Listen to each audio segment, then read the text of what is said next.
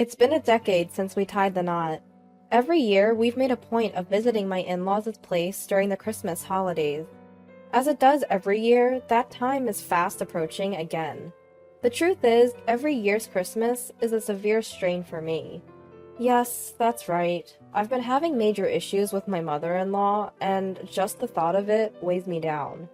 As December draws near, I feel my spirits sink lower and lower. Every year, I rack my brains, wondering if there isn't some way out of this. My name is Lisa. I fell in love with my husband at work, and we've been married for 10 years now.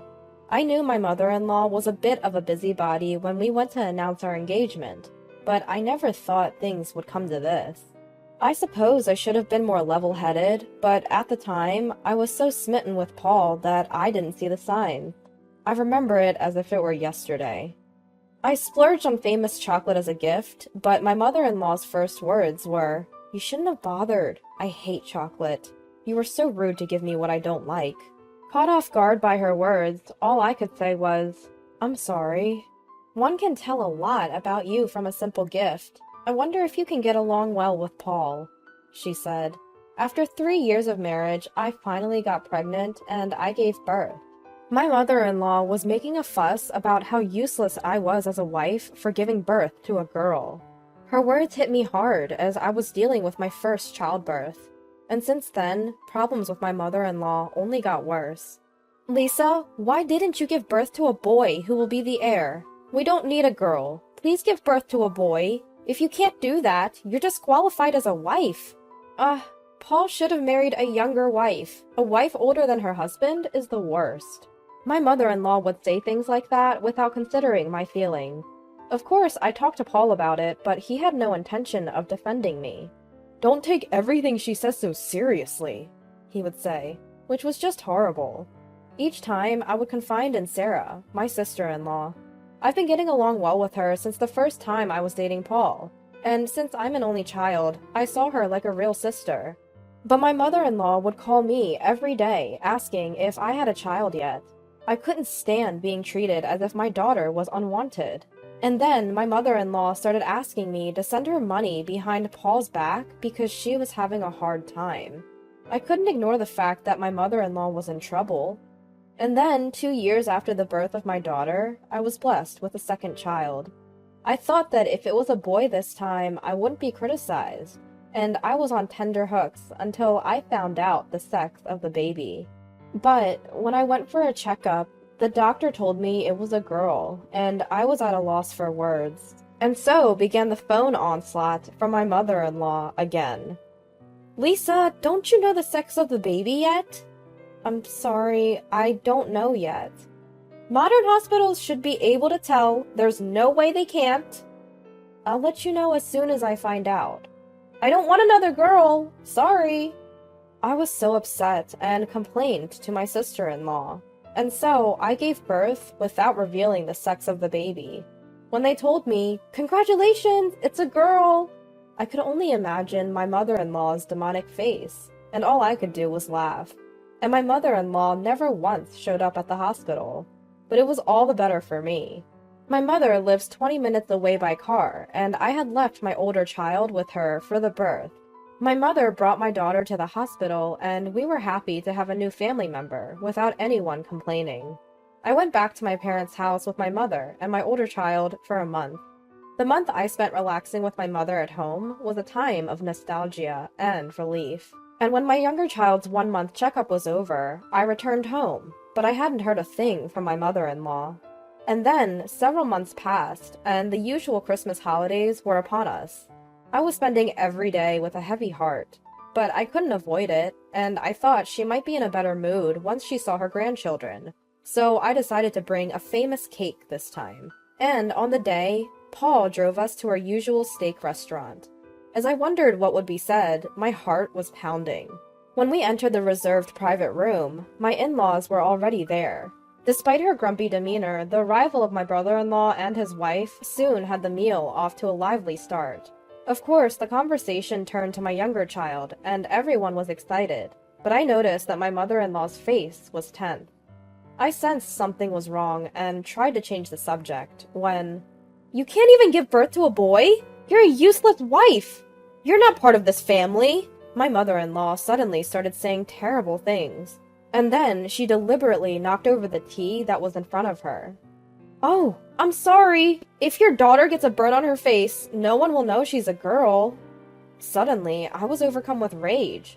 My mother-in-law despised me for not giving birth to a boy. During a meal with my in-laws, the moment my mother-in-law said, "What a complete letdown of a woman!" a plate suddenly flew from where my father-in-law was sitting. What are you doing?" I was just shocked. I couldn't believe the usually mild-mannered father-in-law would throw a plate. This time, it seemed like my father-in-law turned the table on mother-in-law, which I must admit felt good. Next, my father-in-law yelled, "Enough! What right do you have to say such things? The child born has no sin. The real letdown of a woman is you." What are you talking about? Don't joke around. A wife who can't give birth to a boy is like garbage. Such an insolent woman. What are you, who only gave birth to boys? I wanted a girl, but you know, the child that was born has no sin. It doesn't matter if it's a girl or a boy. There's no way it doesn't matter. Boy! Boy, boy, boy! Only boys have value. Worthless wife, worthless granddaughter, hopeless. See, you admit it, so you have nothing to say. I was holding back my tears, but at the moment when I was about to break down with a sound, "You! Enough already! Lisa has given birth to 2 children. What more do you want? They're not your children. You don't help raise them, you just demand a boy out of your own selfishness. If you want a boy that much, why don't you give birth yourself? Of course, that's impossible for an old woman like you." Hey, stop it now. What you've been doing isn't just bullying. Even when you got an expensive chocolate, you said, "I hate chocolate," even though you can't afford to buy such a chocolate. When will you have a child? I don't need a girl. You're useless as a wife. Serve me. Send me money. Get a job and make money. You're getting carried away, you stupid-looking old woman. Then my brother-in-law clapped his hands. And after him, Paul also started clapping. Huh? What's going on? I didn't understand anything. I'm a man, so I didn't get involved. But I'm surprised. My real mother is a professional daughter-in-law bully. Huh? What are you talking about? I don't understand. Who's bullying daughter-in-law? You. There's no one else who would do that. I was almost abandoned by my beloved wife. Huh? Men are insensitive and useless, brother. Absolutely. In comparison, women's intuition is terrifyingly accurate. You can't cheat. Hey, what are you saying? It's obviously a joke, Sarah. Take over. Roger? What? Are you guys some kind of fraudulent group? What do you think of your real mother? What do you mean, fraudulent group? You're talking about yourself. What? Why me? You know a man named Mr. Brown, right? Huh? I don't know such a person. What are you talking about? My mother-in-law was clearly flustered. She was trying hard to change the subject with an innocent look. Then, my sister-in-law continued the conversation. What's this daughter-in-law bullying circle? Huh? I don't know. I don't know such a thing. Catch old mother-in-laws and invite them to the circle. Teach the members your invited techniques, traps, and ways to bully their daughter-in-laws. Every week you hold seminars and have a good time with the outrageous old ladies. You've been practicing the daughter-in-law bullying. You're a shitty mother-in-law. Invited by Mr. Brown, you were helping and aiding. Mr. Brown's aim was to earn money by holding seminars, but Mr. Brown was short of funds and was extorting you. You were extorting Lisa for money every month. When the money didn't come in as you expected, you vented your frustration on Mr. Brown and practiced daughter-in-law bullying. Do you think such a rotten, shitty mother-in-law will be forgiven? Mother-in-law? What does this mean? That's not true! Everything Sarah's saying is a lie. I want you to stop! Then what's this? My sister-in-law pulled out an envelope from her bag and showed the photo, and my mother-in-law's eyes were wide with surprise. This is a photo from your seminar, right? You're looking pretty friendly with Mr. Brown. And what's this? Walking arm in arm is strange, isn't it? This is unacceptable. I was confused by this unexpected event, but now I understand why you've been bullying Lisa. My wife is too strong-willed. You can't win against her. Stop joking around. I didn't know anything and let it slide, but it won't go unpunished. Misunderstanding! Misunderstanding. Enough. Let's stop. I haven't done anything. After all, you're just misunderstanding and overreacting. It's natural to have a few close friends. Then it happened. From the next private room, the voices of a few women laughing and talking could be heard.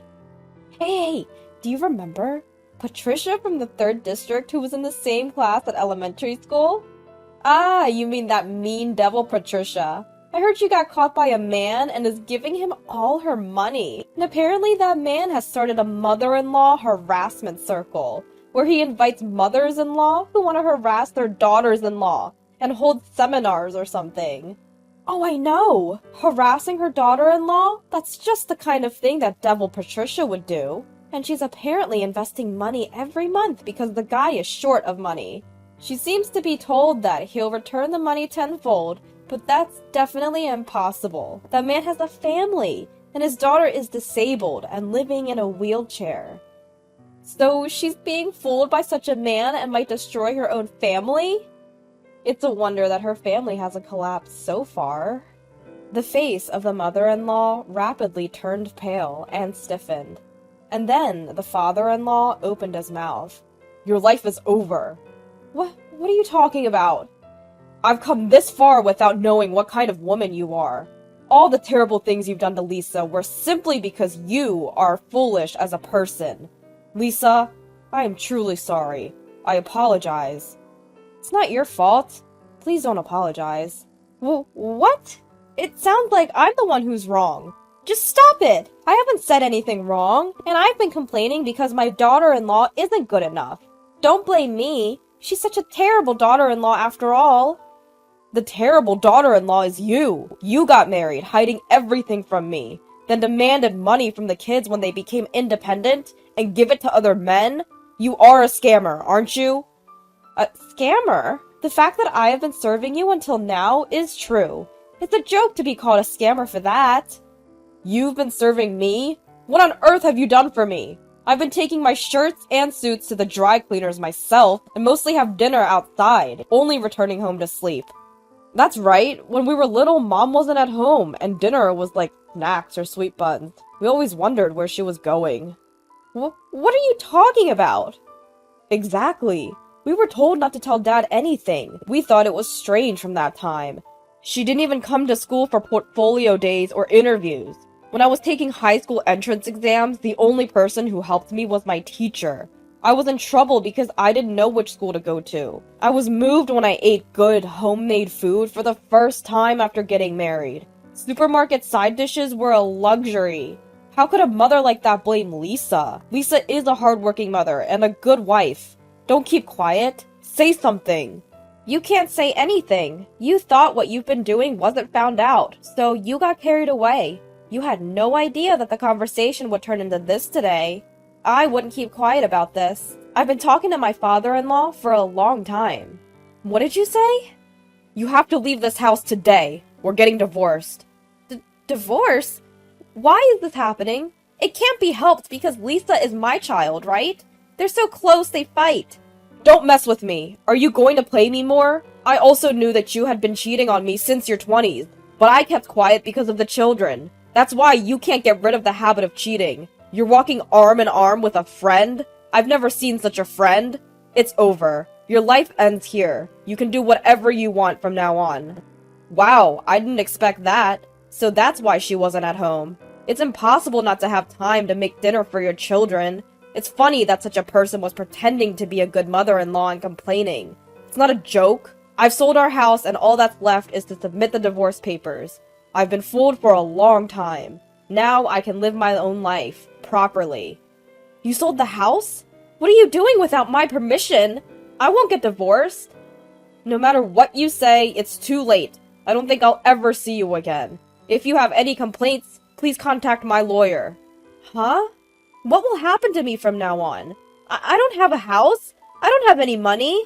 How am I supposed to live? Why are you taking away my happiness at this age? You're the one who kept taking away Lisa's happiness. Before, you took it from me too. It's just that it's come back to you. Please rethink. I admit I was wrong, but please don't divorce me. Don't make me laugh at this point. It's decided. You have to leave the house tomorrow. I've warned you. The divorce is decided, so I'll go home now. Me too. My father-in-law had been pretending not to know about my mother-in-law's cheating habits since long ago.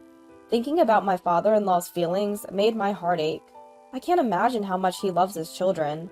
And finding out that he had been planning this divorce all along, I felt a bit relieved. I wanted my gentle father-in-law to lead a free life. I had always thought that when I saw my in-laws. Age has no bearing on life's choices, because my father-in-law should have a life of his own, and I was filled with gratitude towards my sister-in-law who helped me. I never thought she would consider so much for me. It made me realize once again how wonderful a family can be. I wanted to have a good relationship with my father-in-law in the future, so I wished to live with him. And I wanted him to interact with my daughter, his grandchild, who he hasn't seen much until now. It's a family restart from this age, but I want to make it the best life. When my father-in-law called me Lisa, I truly felt like we were family.